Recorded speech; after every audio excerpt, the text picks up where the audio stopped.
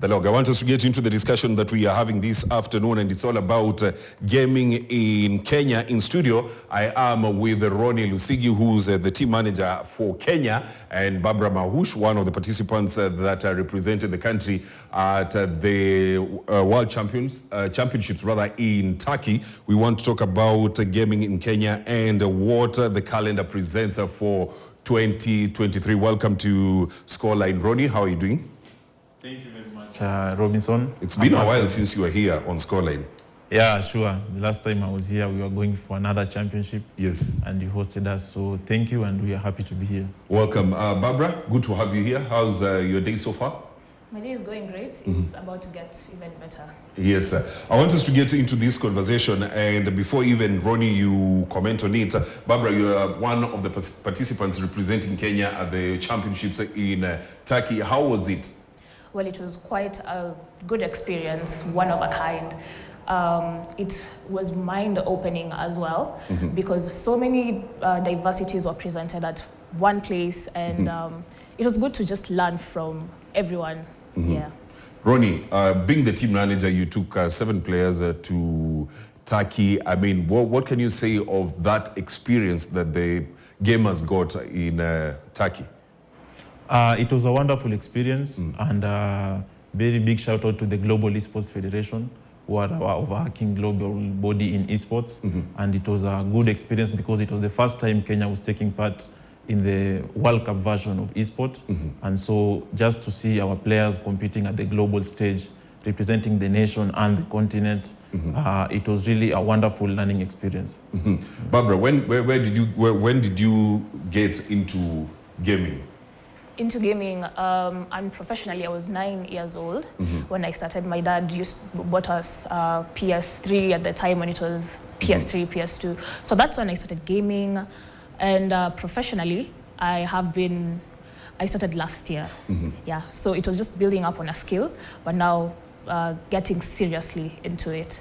Did you at one point probably think that you represent the country in an international championship? Never, and especially not with gaming, because gaming in Kenya, as you may already know, isn't as big as it is in other countries. So I would say this was a unique and very great opportunity for me. Yes, sir. Yeah. Ronnie, I mean, you've been one of the people that have been fighting so hard to make sure that, gaming is recognized in Kenya. And having that chance of, having a team taking part in the World Championships, how was that moment for you? It was a very big moment for us because these international competitions give legitimacy to esports. Over the past few years, though esports has been growing at a very fast pace, you realize most of the competitions have been private competitions where people qualify as individual gamers or as individual private clubs. But when you make it a matter of the flag, it gives legitimacy to the sport. You see, this time round, we were able even to have the Cabinet Secretary for Sports flag us off. When we were in Istanbul, we saw even the leadership of Istanbul, the mayor of Istanbul, the Minister of Sports in Turkey. So these international competitions are really giving legitimacy to the sport, and it was really a historic moment. This first set of players are legends because they are the pioneers who we say were the first ones to represent Kenya at that level. And so it's a very big moment, and we really want to build on that momentum right now so that we can have a powerful 2023 and a powerful future also for esports in Kenya. I mean, Barbara, we had Dota 2, we had eFootball, among other games that were on the cards in Turkey. Which one do you play, and why did you choose that? Because most Kenyans, when you talk about gaming, some would think it's only about football. Oh yeah, that is very true. I played Dota 2 in full its Defense of the Ancient. Yeah, that's the one I play. Why did you choose that? I would say it shows me, because I found it quite interesting.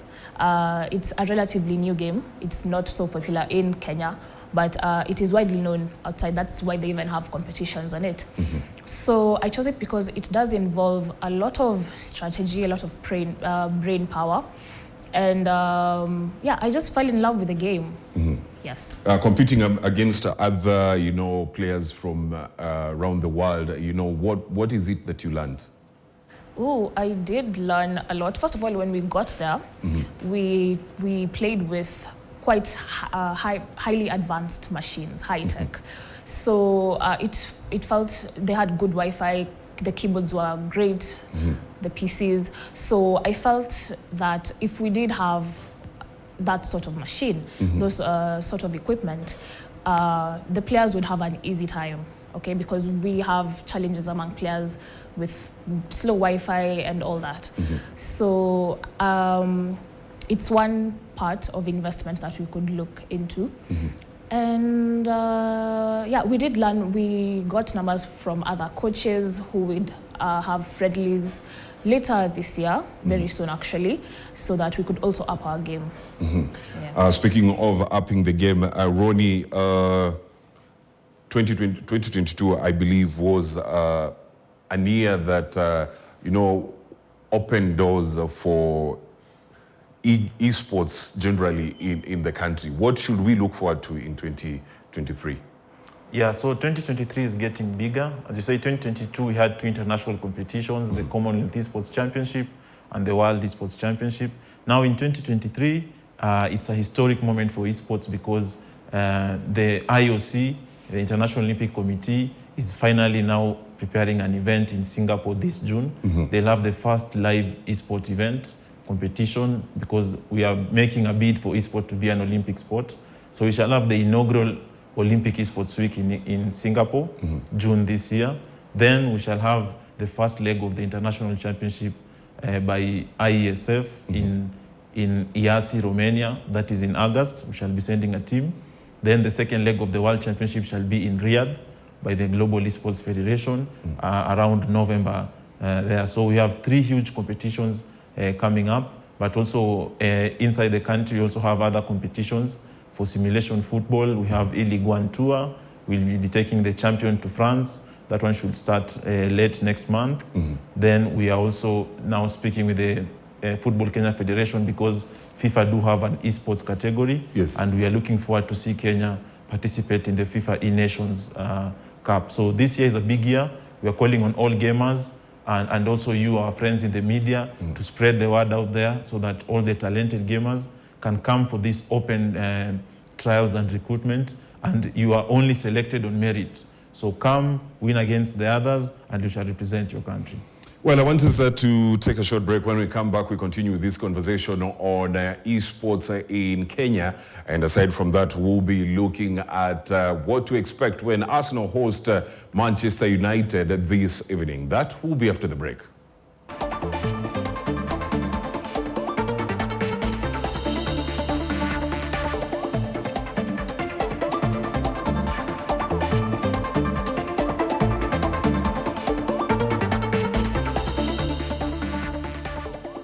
Welcome back to Scoreline. My name is Robinson Okenye. Our conversation this afternoon, it's all about esports in the country. Kenya was ranked number 8th in 2019 as one of the gaming hubs in Africa. And in studio, I am with Ronnie Lusigi, who's the team manager for Team Kenya, and Barbara Mahush, one of the participants who represented the country at the World Championships in Turkey in December last year. I want us to continue with that conversation before we get into the English Premier League results from matches that were played yesterday. And also, we preview the games that we have for the day. And I want us to continue with that conversation with Ronnie and Barbara here in studio. I want Barbara, there has been this notion that, gaming is a pastime.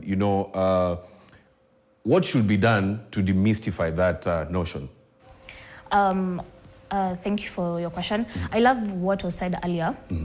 The fact that we have this international tournaments and competitions that actually increase the credibility of gaming, and people can see that, this can be taken seriously. You can take a professional gamer seriously, because they go compete and they could win prize money or whatever that could be life-changing. So yeah, I do believe when we go for competitions, people can see that and say, okay, like football, they compete, rugby and all that, yeah. Yes, Ronnie, gaming is a $16 billion industry in the world. And do you feel like, as Kenyans, we've not really appreciated this sport? I think from the populace, it has been appreciated and embraced. I think it's now, the homework is now in the policy side. It's now in formalizing it. Yes. Because you'll agree with me, Robinson, yes. You barely walk for 400 meters in an urban center without meeting a small gaming shop. And you see a lot of people playing on their mobile phones. So I think it's a culture, it's a pop culture among the youth in this country. Now, our biggest challenge right now is let us formalize it, because the gaming and video games have been proven to have even other benefits scientifically, brain exercise, hand-eye coordination. Right now, we are speaking about introducing coding to schools. People who play video games are used to using certain commands with their machines for them to be able to play. Yes. Also, we are now speaking of digital literacy. It's being improved by people being able to play video games, because video games introduces you to digital devices in a friendlier way. So if you are young, it's easy to use video games to attract the young ones into these now digital hubs that the government wants to create in the villages. So I think we are at the right time, because as a nation, we are talking about the digital superhighway, and I really believe that esports and video gaming will be a huge accelerator to the achievement of these goals. Barbara, 2023 is here. What should we, expect from you this year? Well, we are expanding the team because we're looking forward to creating even more opportunities for more people. So as we expand the team, we are also increasing our training from what we had. And yeah, as we plan for these tournaments, we expect better results as well. Which international competition are you looking forward to taking part in? It's hard to choose. I look all of them. All of them. Though we have Qatar, Singapore. Yes. Yeah. I believe you are still a student, and managing the two, because we've seen that at times there is that aspect where you'll get more into I would like to call it extracurricular, while still there is studies to be done. So how do you manage the two? Well, if you set your mind to it, the reason I joined is because I knew, even though it would be hard, I still need to do it. Okay, so we have a very distinct way of doing it. Practice in the evening, morning you do your whatever you're doing, and you get less sleep hours, but it's a win-win situation at the end of the day. It's a win-win situation at the end of the day. Ronnie, parting shot as we wind up. Parting shot is that esport, we think, is now, people have said it's the sport of the future, but we are saying it's the sport of the present.